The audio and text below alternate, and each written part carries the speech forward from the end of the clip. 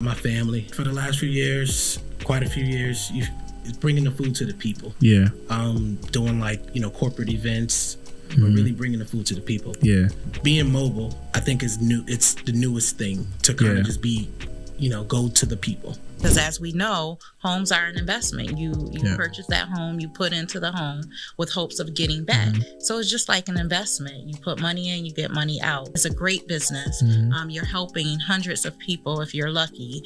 But it does take patience, it does take time, and it does take a helpful heart.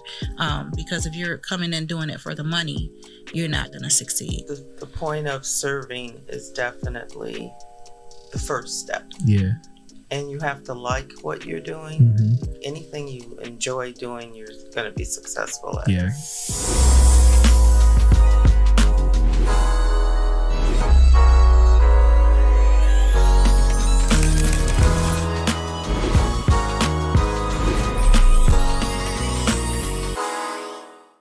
Want to be a guest on our show?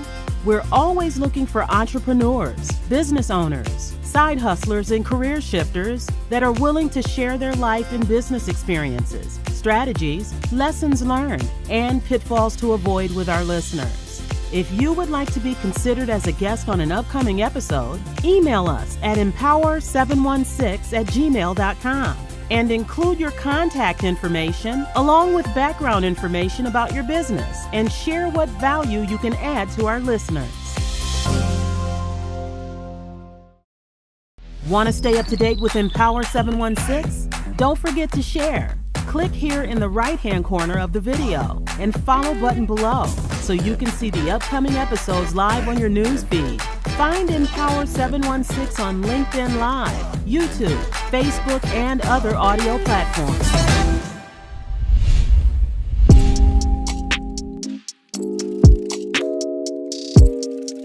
Hey, what's up, everybody? Welcome to another episode of Empower716. This is Rob Larry. I am your host. This is a podcast dedicated to entrepreneurs, business owners, side hustlers, career shifters, those who are committed to growing their life and business. And this is a place where we have showcased, highlighted business owners and entrepreneurs in Western New York, especially those of color, because I think it's important to highlight our stories. Our entrepreneur journeys need to be told, because you know what? It actually helps other people. When you hear the grind, the hustle that it takes to start your business, to start your product or give out your service, I think it's important to go and learn and grow from other people, and you also can learn from their mistakes as well. So this is a place, Empower716. This is what it's all about, and so I'm really excited to have this young man in the building, in the house, Gregory A. Crenshaw. Welcome to the show. Thank you very much for having me. Who is Gregory A. Crenshaw? Well, my name is Gregory Crenshaw. I am the owner and operator of Crenshaw's Chicken and Waffles. I started up about 4 years ago, and okay. Since then it's kind of been taking off. So I'm an entrepreneur. I'm used to grinding hard, so that's who Gregory Crenshaw is. I'm a grinder. I work hard. Okay, I love it. So I want to know, I like to go back to the foundation of individuals' life to kind of see, did you see other entrepreneurs, business owners within your circle growing up? Some. Yeah. Kind of like around the time of like high school, I seen like a lot of promoters, like party promoters, and stuff like that at the time. But not a lot. So nobody to really just go to and tap in and try to get information from. Yeah. Did you think you were going to be at this place? Or was this kind of like your first pursuit of, like, as far as career goal that you were kind of going after? No, actually, I went to Buff State for broadcast and communications. Shout out to Buff State. I'm also a Buff State graduate. Thank you. Okay. And the plan was to be behind the camera. Kind of start taking up photography. Yeah. It was a passion of mine, so I still do photography as well, here and there when the schedule allows. But really Sorry, I got off a little bit. Oh, you're fine. No question. I'm sorry. So, what? Was this your first pursuit? So you said you got into communications, broadcasting. Communication and broadcasting. So photography was really like the start of things. Just wanting to be my own boss. Being an entrepreneur. That started taking off. I started to do all different type of photography. I didn't limit myself to just like one genre of photography. Now, how did the food come in? Because going from photography, broadcasting, communication behind the camera to food. Now, where did that passion come from? Food has always been a part of my family. Yeah. My mom, she's known for her chicken and her lasagna. Every time she actually moved out of town, so every time she would come back, people would, friends and family would ask, "Hey, are you going to make some chicken before you leave? Are you going to make up some lasagna?" So food, I love to eat. The actual like chicken and waffles just came one day. And ever since then, I've just been trying to perfect the recipe and just kind of think of new ways to kind of get it out there. Now, did you go to any professional schooling for cooking? No. Wow. I took a couple courses. Yeah. I would say, like in high school, you take home ed. Yeah. And I think I did take at Upstate a couple like electives, culinary electives, but nothing that would really push me to get it done. Once I realized how much time I was really putting into my job. Yeah. Working OT or over a lot of overtime and missing family events. I figured that the time could be better spent building a legacy and a brand for myself. Yeah. Something to leave my children. That's dope, man. So then tell me a little bit about chicken and waffles. Like what's so different about your business? Well, I guess the consistency of the flavors, along with the customer service. I really try our best to make sure that our customer service is on point, pretty much. I realize some businesses lack that. Yes. They may have good food, but customer service. I know you can't please everybody, but we try our best, if anything ever was to arise. So now, did you do any kind of so did you sell food before? Like I know some people sell food out of their house or different venues. So did you do that before to kind of do a trial? Yes. So pretty much, yes, we got started right out of our house. Right when the pandemic hit. So it was right at the perfect time where a lot of restaurants was closed down. So, word of mouth, like you said, travels very fast, and people started to come show love pretty much and support. Now I want to ask you the realness question, because when you start something and then you start seeing like you just said, you were selling food during the pandemic, like when I want to know what was your mindset like? Oh, this is making me some revenue, and I can hire other people to help and things of that nature. Like how was that moment? So once I realized I had a product, and people were really started to get behind the product, and it made me want to do it even more. The passion grew, fire kind of, really got, it started to stir up a lot more. Then I started to see that I didn't have to work as hard, and I wasn't really working. It really started to it was a part of what I was doing. Yeah. It really started to, like I said, the passion really started to burn. It started to come together. Like, if somebody would have said that I would be doing this when I was younger, I wouldn't probably believe them. So to be able to do what I love, and have the feedback that is coming back, that's that I'm receiving is great. Yeah. So right now I have pretty much like a part-time staff. So as we start to right now, I'm kind of working. Well, not kind of. I'm working on our food trailer. So once that is up and running, I would love to employ from the community. Nice. And get things really rolling with that, so that I can be out and still kind of run. Right now I'm cooking out of our church. So we are renting space from our church, Emmanuel Temple. Nice. Pastor Jason Whitaker. So shout out to Jason, he's a great guy. Yes, he's actually my uncle as well. So is he? Okay. Yeah, so he allowed the opportunity once he started to see what I was doing at the house.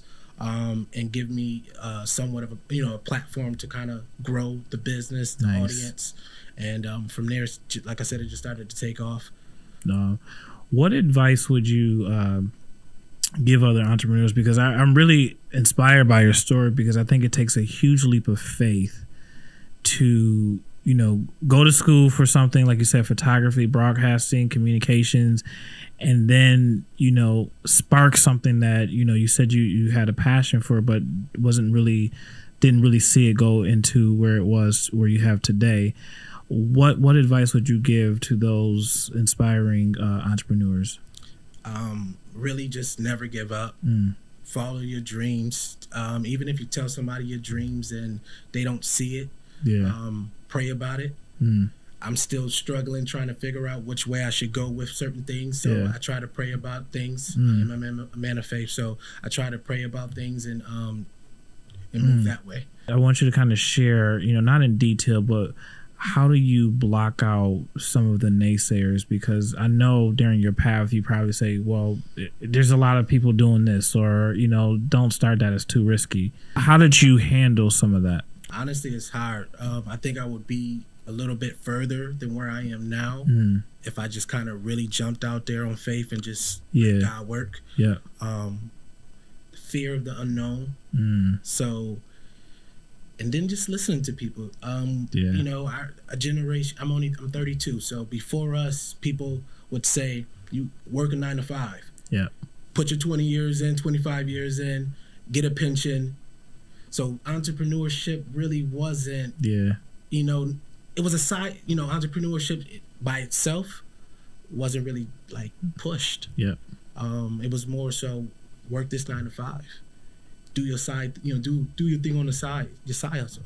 So pushing past all that is really coming to fruition now. Like it's really pushing now, and I'm really seeing things that I could really, how big this really could be.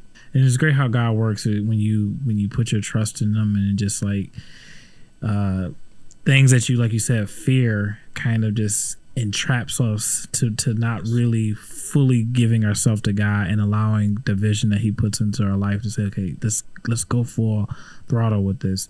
In regards to helping other entrepreneurs, give some advice on how do you handle the challenges, because there's a lot of barriers of starting your business that many people just turn away and give up, beyond just the naysayers, but some of the processes, some of the layers of, like you said, you had a connection with individuals to be able to give you space or to lease out different spaces. Talk about some of the challenges, and still, despite of those challenges, pursuing your goal. Not having the necessary resources, really. So I was blessed with the opportunity to join a program called E4All, Buffalo. And they have allowed me or helped me push past those fears as well, and step out my comfort zone a lot, actually. So the program allows you to it's a free program. It's a year, 1 year. You get 3 mentors, along with some business accelerator courses. That's dope. It's built connections. So that has helped me kind of get past those hurdles. Wow. And I think that's important. That piece, and I think in every area of our life, is to surround yourself with different mentors, people who have been doing this. And for people of color, I think we know that we have extra barriers, and I won't say extra, but I would say more barriers than maybe the average entrepreneur. And we almost have to go out and seek the information and find the individuals who are doing those things in order, like you said, to help build the resources. Because I think the more people you have that are doing, more like-minded people that you grab and can help you navigate so that you don't feel alone. Go. You want to say it's hard for our people, because it's like after they have gotten to where they don't share that information sometimes. I did, I didn't reach out to too many people as I started to get into the business.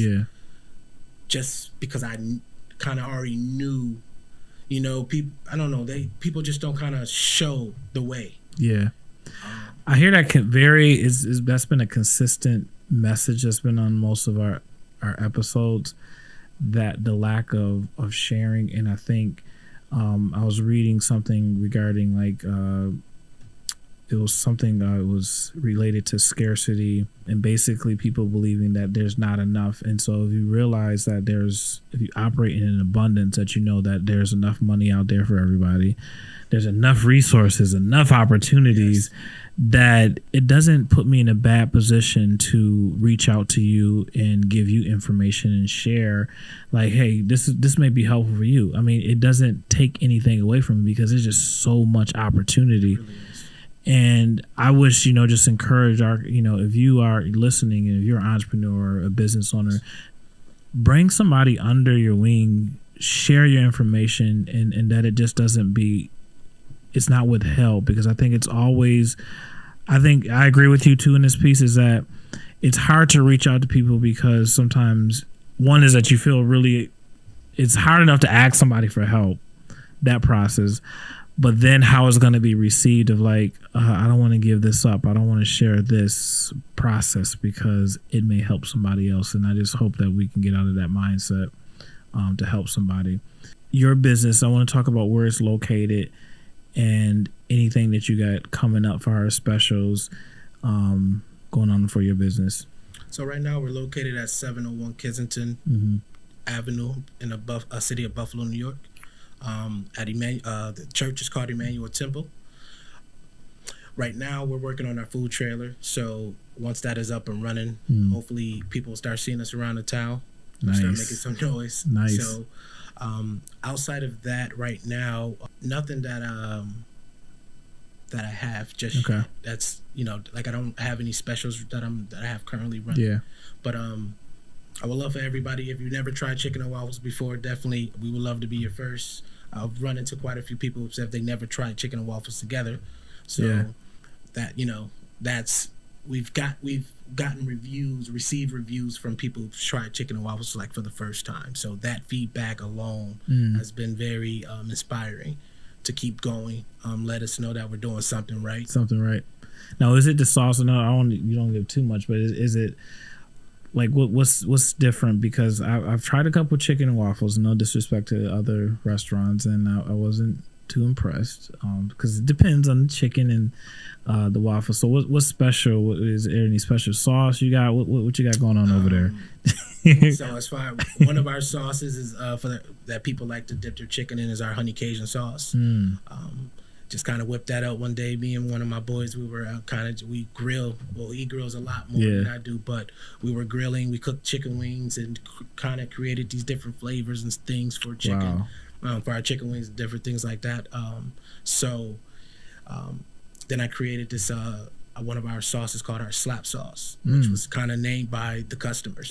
They started to slap you crazy. Yeah, they kept saying, this sauce slaps. So after hearing that, quite a few kind of just adapted, to that name. So, really, what makes it different? I don't know. We're cooking with love.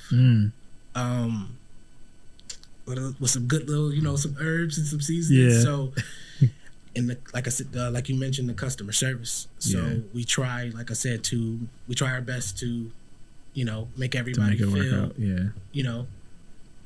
I like that. What? Where do you see? What's the vision? Without giving too much detail, like where do you see this going in a few years? I see a brick and mortar. Yeah. More of a takeout. Possibly a sit down. Definitely, probably multiple food trucks. Nice. And traveling. Now I want to know, because this is obviously your industry now, the food trucks. I see a lot of companies going in that direction. What do you see out there as far as like the market in this industry for food trucks? Is that kind of like the trend now because it's more convenient for people to have, accessible restaurants? Because maybe I can't make it to, chicken and waffles to your place, cross town. And so if I know that you're going to be mobile, it's more, accessible to me. Is that kind of the trend you're seeing around? Yes, for the last few years, quite a few years, is bringing the food to the people. Yeah. Doing like, corporate events, but really bringing the food to the people. Yeah. You're stationary when you're at your brick and mortar. So that's why I don't want to just stay. Yeah. Because yeah, it's going to be stuck there. People come where the food is. Stuff. Yeah. But being mobile, I think is new. It's the newest thing to kind of just be, go to the people. I want to encourage you for those who are in Western New York to make sure you stop by, support Crenshaw's Chicken and Waffles. And you said for a year as a businessman? Well, we started about close to 4 years. 4 years, wow. But the business has been, an LLC for probably about a year now. So, and that's something else I would tell people getting started. Getting an LLC or just getting go ahead. Getting the paperwork. Yeah, our people, we say we don't want to almost have in our business. Go ahead, it hinders you from doing a lot of stuff. Doing a lot of stuff, or being able to tap into certain things. Yeah. You wait. Like if I would have really got the LLC or DBA back when we first got started, I would have loans and different things like that to help me move to the next level easier. That's what holds us up. Yeah. Because we try to push things off and say, when I start making money, but if you really believe in yourself and you keep pushing, Do it. I'm glad you mentioned that part, because I think the transparency of you saying that is important, because I think we as a people, our community, you mentioned the pieces that you this will be helpful for you on your journey. Make sure you get your paperwork. Make sure you get these things in order. That's going to put you in a better position as far as like loans and grants and different people, even different partnerships to support you in your vision. And I think for the program, I think is E for All that I think you had to do presentations and you do some of that. So talk about that experience, because how did that help you? Push me out of my comfort zone. Yeah. Like I said, I normally don't talk, and I'm normally behind, and I mean I talk, but it's different. Yeah. The presentation, actually having to being out of school for quite some time, having to actually sit down and got a lot of life stuff that's going on. So if you're really serious about taking your business to the next level, that's a program that you should be tapping into. Yeah. Especially because they're there to help. I really do appreciate you stopping by, because one, we didn't know each other, and like I said, I just knew you from social media and word of mouth, and just by you having this conversation. Again, I love people who are just transparent about where they are, because anybody can get up and say I'm an entrepreneur, business owner, and I have it all together.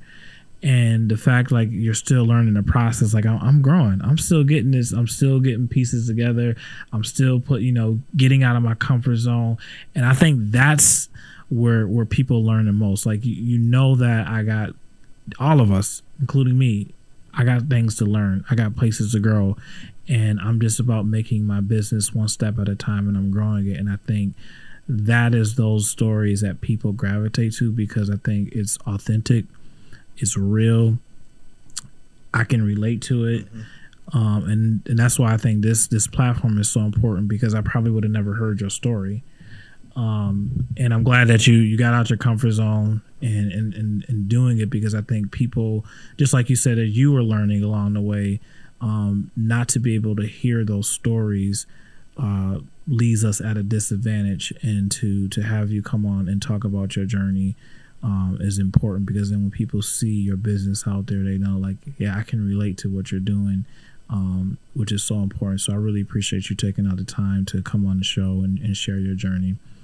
I want to thank you for having this platform to help us push the agenda, to kind of get our businesses out there. So thank you for taking the time, because I know it's not easy. No, not at all. So yeah, thank you. And if you are listening, watching on Facebook, LinkedIn, and YouTube, make sure you like, share, comment. It doesn't cost you much to share. You know why? Because not only when you share, when you comment, it helps with not only the algorithm, but it helps get the message. Again, these stories need to be told, and sometimes we don't have the platforms. You get a soundbite of a 2-second soundbite of someone telling their story, but I think it's important that if you were encouraged or inspired by this message today, I want you to make sure you share this with someone else, because you never know who will get it. And if it's one person, I think we've done our job, that can say, you know what, I was thinking about starting my business, but I've been discouraged, but I heard the story today, and I have something to do for myself and for my community. And one thing I love about every guest, and I mean every guest that's been on the show, and I count this as, I'm really grateful for this, is that every guest that's been on the show is invested in the community. I think it's, as a businessman and entrepreneur, it's easy for you to say, I want to, get money and I want to take care of my own family, myself. But then there's another thing to say, I want to take care of not only those necessary things, but also my community, which is important. And I think when people are willing to learn, they're willing to network with other people, share their information, share their stories. That's important for any business to grow, because I think you reap what you sow, and if you sow good things, I think it all comes back to you.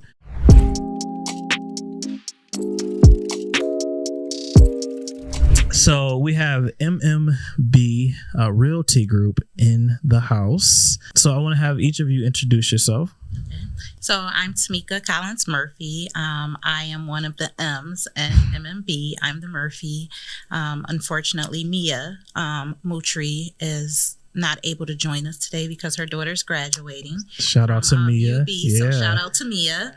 And I'm Rosalind Burgin. I am the B of the MMB, and I am the broker of the MMB.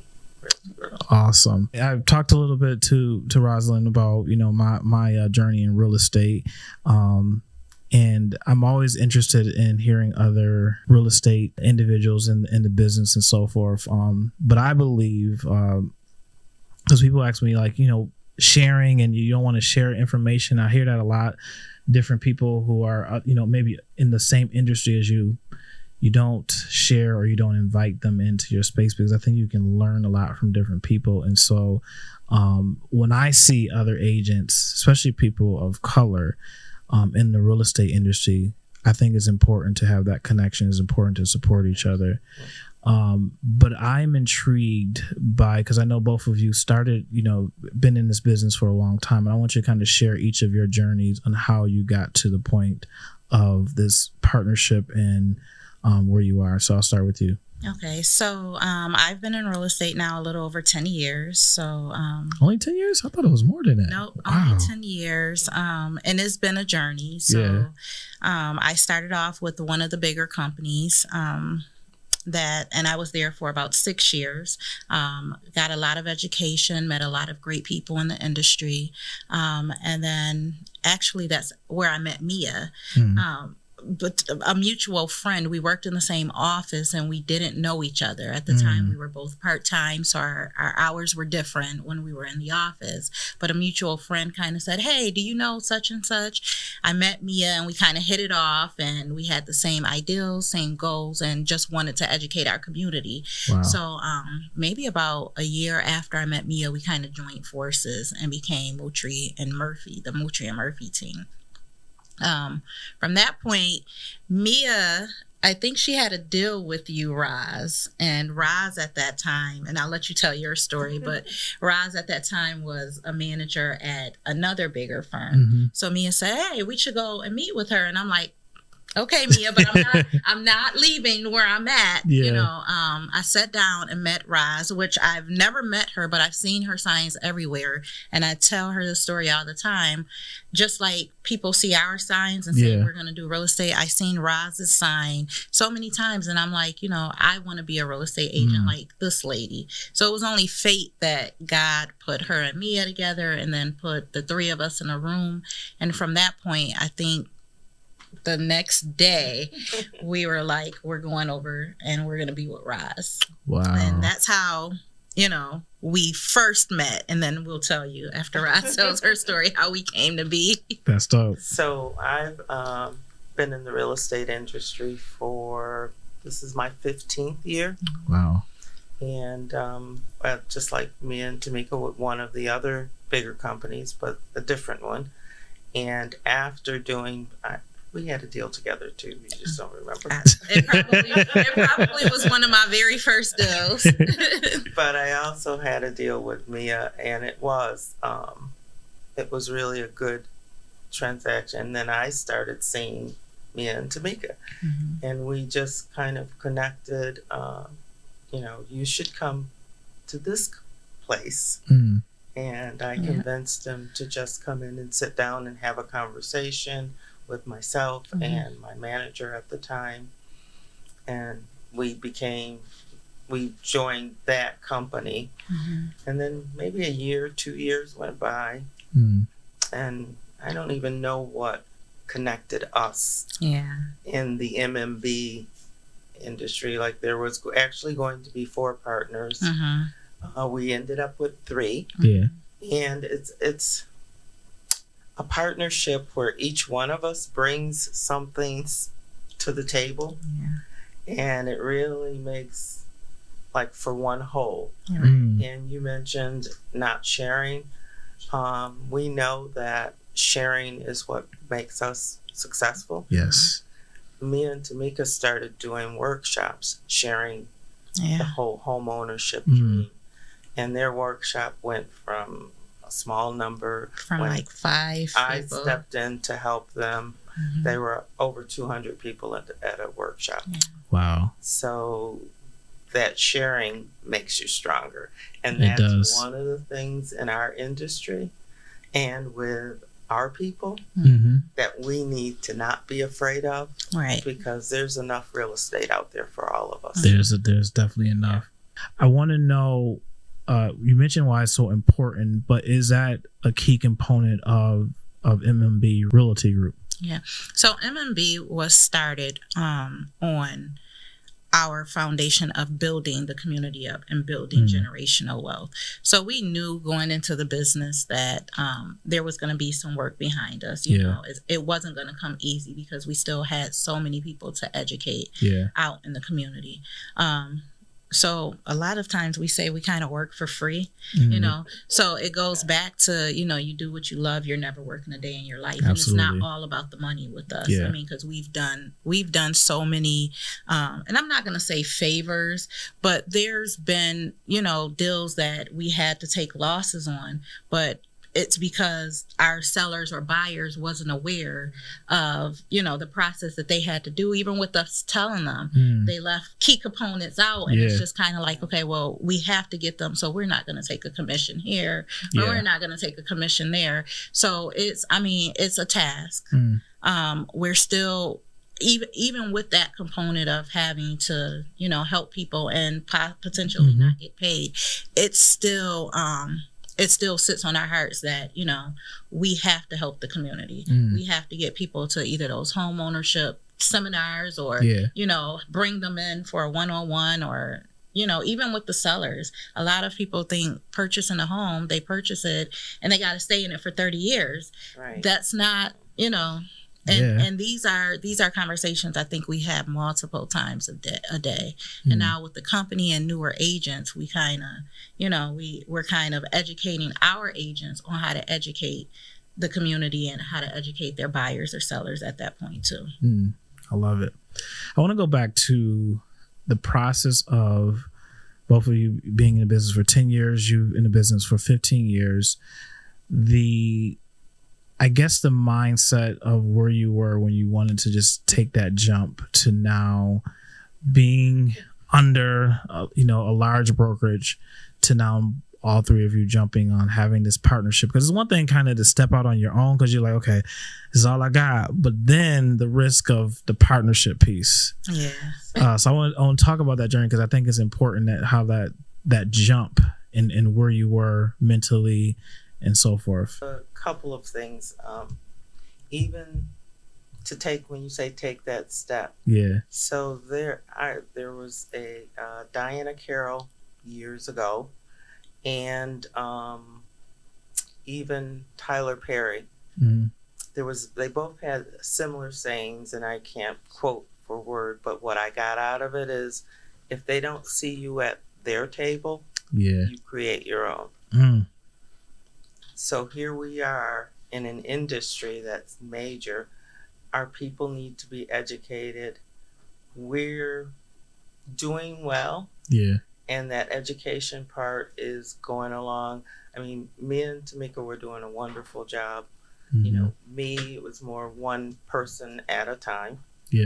But the coming together to say, I can help you with you. I helped them with their seminar, and we weren't in the same company, or were we in the? Not at the time. The first one was not the same company, but it was. I could see what they were doing. And we invited agents, and Roz was one of the agents that we invited. But just to go back to what you said, a lot of agents don't like to share. So when we started our seminars, Mia and I made it a point to also invite other agents to come to the seminar so that they can learn what we're learning, because every seminar was different. But we had kind of like a lot of slack on that, where agents just kind of felt like, you know, we're not going to your seminar. But it wasn't just our seminar, it's a community, community seminar. So those agents that came to the seminar, they left with a lot more knowledge than they came with, and they, you know, they were grateful. And the ones that didn't, I mean, they probably still don't. You don't get it. You know, so and that's what brought our team together, because I could see their value, they could see my value, and together it really is a perfect, in my mind, it's a perfect team almost. You know, like we each, our decision making is, if two agree, that's the rule. You know, and it works well for us. We're doing, you know, we're involved in the community, we're educating, like Tamika said, our agents, we're educating homeowners, and we've even had a person who was on a rent to own. And you know how, I know you have people say, well, can you find me a rent to own? Like, rent to own is tough. And it's not the best, it's not in your favor. And that's what we tell them, like, I don't touch rent to own. And but this person came to me like with, I'm ready to buy. And just last week, I rode by her house and she was sitting on the porch. So we worked through, I did her contract, I negotiated with her landlord, I got her pre-approved, got her to the point where she could buy the house that she lives in. She was paying $850 a month rent. She is now in her house for $328 a month mortgage. Ooh, that's the house that she was in. And she said, did you see how my house looks now? So the house has been completely sided this year. That's like excellent. House. That is dope. Know? So, and there was no commission exchange in that. It was just helping out. And it improved the community, because that house on that block, you know, before it had peeling paint, needed some work. Now it looks like a brand new house. So those are the things, those are the success stories that are worth more than the commission. And I think it's really good as far as the leadership. I mean, because you all three of you are invested in the community, and then obviously having the decision-making power to know where you want your group to go, or your company to go, as far as, like you said, this may not be a commission, but it's more valuable that we're involved in this. What's the state of real estate right now in Western New York? Ooh, go ahead, Raz. It's crazy. I was going to say that. I thought she was going to say something different. No, it's a seller's market, and that's only because there's more buyers out there. And I think the reason that there's more buyers is because rent's going up. But the thing that Western New York needs to understand, that we're still under the market value on houses. Our prices are nowhere near any of the other places in the country. So as rents go up, I'm talking to people who are paying $1,800 a month for rent. I can find you a house. And you have to be patient. Right. Very patient. We're going to put in multiple offers. I've had clients that I've written 25 contracts for. And the final walkthrough today where I fell, that was a client I wrote 25 offers, wrote 25 contracts and fell. Wow. So making it work. And they had their final walkthrough today. So it can happen. You just have to have patience. How do you keep your buyers motivated in this market? Because again, going through, that was one of my drawbacks in just working with buyers, was that they find the home that they really want, and to tell them, hey, you know what, this is a seller's market. There may be multiple offers. You just don't get attached to this house. But you just talked about, 25 offers for or putting 25 contracts together for your one client. How do you keep somebody motivated to want to go after their dream of owning a house in this market? But the whole thing about the end result, the fact that you need to pay your mortgage, not someone else's. Yeah. The fact you need to be in a house, it's building wealth. Your financial picture will look so different once you're a homeowner. So, and if it's meant to be, it will be. I probably say that over and over again, and like this client with the 25 off, probably the most that I've done. But this house is the perfect house for them because of the layout of the house. It's better than any of the other houses. And I was walking through there today. It's got new windows. The furnace is new. The layout, because it has a suite for the mom and a separate upstairs area for the daughter. So none of those other houses had that. The 2 bathrooms. It's the perfect house. So when it's meant to be, it will be. You just have to be patient. For sellers, should just not your advice, but just your recommendation, if I was a seller, is this a good time, obviously, for me to sell my house, or should I wait? Anytime is a good time to sell your house. I love your response. Say that. Yeah, no, but anytime is a good time to sell your house, and everyone's circumstances are different. If you're looking to cash in, on your property, because as we know, homes are an investment. You purchase that home, you put into the home with hopes of getting back. So it's just like an investment. You put money in, you get money out, the more you take care of your home. But anytime would be a good time. Right now, absolutely. We have tons of buyers. We have sellers out, but we have tons of buyers. And as we all know, once if you're selling a house and it's in good condition, good shape, it's going to go, immediately. So, take that money. I've had plenty of people sell their homes and they're relocating or they're retiring, and this pandemic didn't help, So you had so many people retiring, and now they're just done, and they're taking from their investment, which are their homes, and they're, relocating out of state. And give me some of your advice you would give to people who are looking to jump into this industry. So when I give advice, I try not to sugarcoat. Some people take that, as a thank you. Other people take that as you just don't want me to be in real estate, which I've gotten. But as a young person coming into real estate, just know, when you come in, you want to come in with a helpful heart. It's not you coming in and you're going to make millions of dollars immediately. There's fees that you have to pay. There's classes that you have to take. There's a whole lot of education. And then not only that, but also depending on the company you go to, your commission is split in half. And then again, with the mentor. So these are things that I kind of help newer agents, or if they're calling me, asking me the process, I kind of go through with them, because these are things that wasn't told to me when I came into real estate. So I kind of just give the advice that I wish I would have had at the time of coming into real estate. It's a great business. You're helping hundreds of people if you're lucky, but it does take patience, it does take time, and it does take a helpful heart, because if you're coming in doing it for the money, you're not going to succeed. The point of serving is definitely the first step. Yeah. And you have to like what you're doing. I think anything you enjoy doing, you're going to be successful at. Yeah.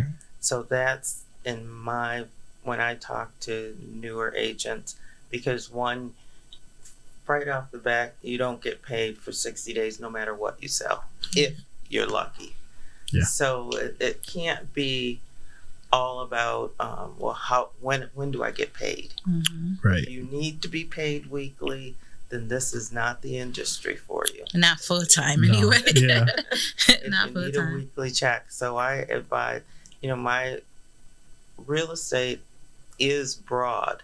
So there's so many, whether it's commercial, whether it's property management, whether you want to be an investor. So I just tell them, do your research, do your due diligence, find out, if you're going to like this, because it is not. I think it's lucrative. Yeah. At the end of the day, but for you to be a good agent, you definitely have to be ethical. You have to like what you're doing. You have to serve people, and you're serving all different types of personalities, looking for different things, and you have to be a people person. You have to know that in addition to all the things you need to know as a realtor, you also have to have that skill of being able to communicate with your clients. And I tell agents all the time, they don't know what you don't know. So you do not fake it till you make it, but you ask questions, and the whole thing of, let me check that out for you and I'll get back to you. Yeah. It's simple. Communicate. Our community is who has supported us and built us even before we were MMB. Before it was a team, Mootry and Murphy, before, Roz came along, before we had that conversation. So in the community, they supported us. Those same communities that supported us were also the communities who didn't realize that they can purchase homes or they can buy homes. They just thought that, you're out there selling homes, you're making millions of dollars. It's not. We weren't making millions of dollars. We were just educating. So it was important for our community, not only for the older generation, but also for the younger generation, to see that, you can do it. It can be done, number one. And number two, it's not just about, us making the money and about our names on the signs or in the newspapers. Yes, those are all good perks, but it's more so, getting our community involved with us, again, because they're the ones that built us up and helped us to get to where we are now. And they have to have a connection to the real estate industry. The community has to, when we look at the statistics, even I sent an article to the team the other day that was done with, I think it was CNN or something, but in this article they talked about how the percent of blacks that own property compared to the percent of whites, and it's like 43% of people of color own their own home compared to 73% of those, of the white community. So that whole understanding real estate, understanding finance, understanding, just last night someone said to me, soon as I save up enough money, I can buy a house. It may not be this. Yes, you should be saving, but I want you to know we're here so we can have this conversation. I told her, call me on Monday, because you might be waiting, and this was an older person, so you've probably been waiting all this time to think I gotta save $20,000 before I can buy a home. That sounds like me. And that's so, and really, that's so many people that feels like, in our community, they have to have $20,000 or $30,000 to buy a home. It would be nice, but realistically speaking, a lot of us don't have $20,000 or $30,000 to put towards a home. I've helped people purchase a home with only $1,300 with a tax return. It's more so about if you can save, if you're paying your bills on time. The banks look at certain things. This one person with $1,300, they also qualified for $20,000 worth of grants. So a lot of people don't know unless they sit down and ask the questions or sit down and have that discussion, because you could be homeowners. Again, $20,000, $30,000 is great, but then you're going to be waiting 10, 15, 20 years, and then there's going to be a market like this, and now you're going to want to wait another 10 years. Credit is so important. We get that out to the community often. Credit is important. Saving is definitely important.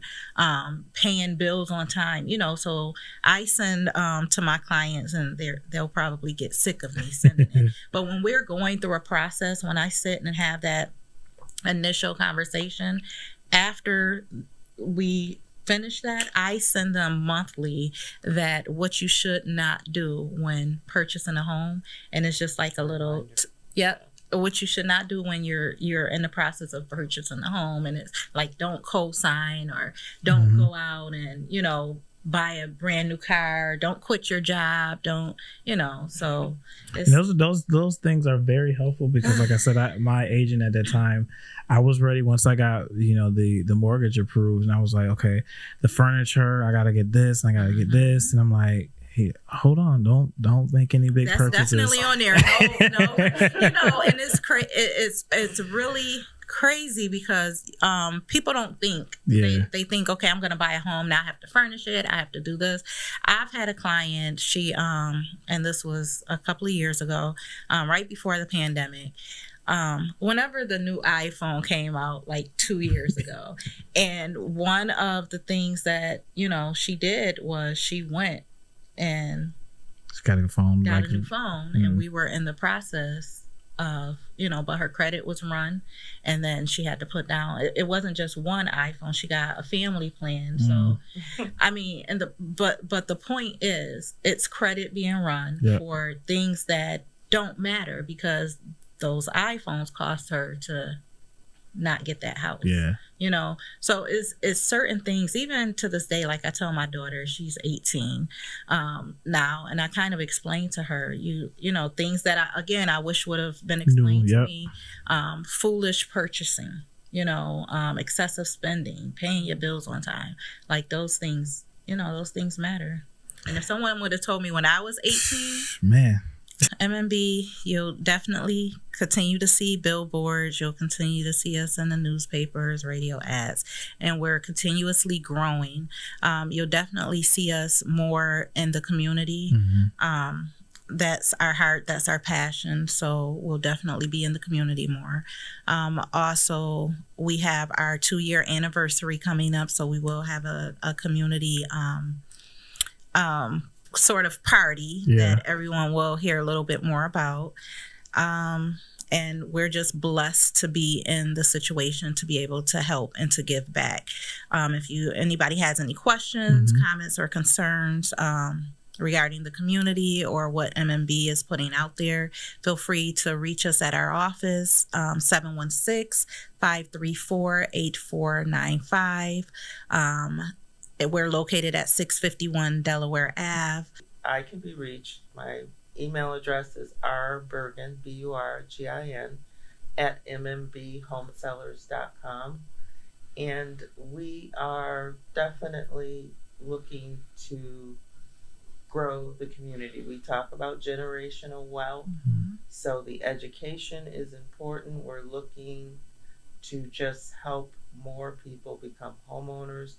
And there's one of the things that people who have been in their homes for a long time, even whether it's a refinancing to improve your home, we can talk to you about that and at least put you in this right direction, because there's houses that people have been in for 20 years.